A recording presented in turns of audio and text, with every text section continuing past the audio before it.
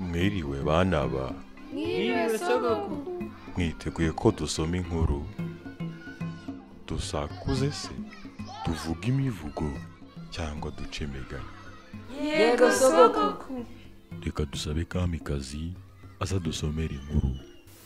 Uyu munsi tugiye gusoma inkuru yitwa Tugire isuku, yanditswe na Hirwa Peacemaker. Umunsi umwe Bakame yagiye ku ishuri, asanga mwarimu yateguye isomo ku ndwara ziterwa n'umwanda. Umwarimu ati: mu ndwara ziterwa n'umwanda habamo impiswi, macinya, bilariyoze n'umwijima wo mu bwoko bwa B. Nuko aratangira ababwira inkuru y'umwana wagiraga umwanda. Ati: kera habayeho umwana akagira umwanda ukabije. Umunsi umwe mwarimu we aramubaza ati: ese kuki ugira umwanda? Umwana ati: none se ntuzi ko iwacu turi abakene?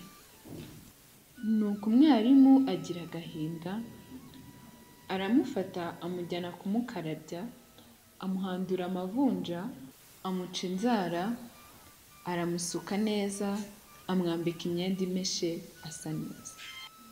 Nuko mwarimu abaza abanyeshuri ati: ni irihe somo mukuyemo?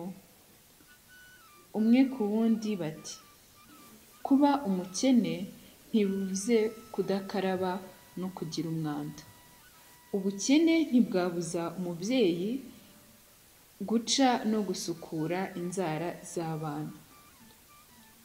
Kuba umukene ntibibuza gukora uko ushoboye ngo wirinde umwanda n'indwara ziterwa nawo.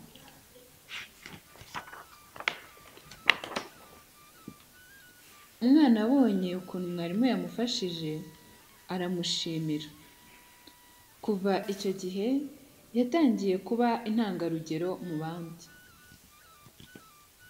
Umwarimu akomeza isomo avuga ku buryo bwo kwirinda indwara ziterwa n'umwanda.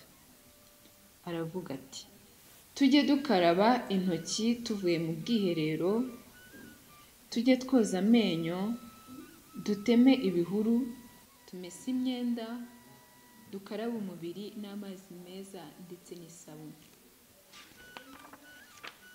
Umwarimu asoza avuga ko kwirinda indwara biruta kwivuza. Soma iyi nkuru usubize ibibazo ku mukoro. Mwakoze gukurikira abana ba. Muri abana beza, ngaho tuzabonane kuwa gatanu w'ubutaha.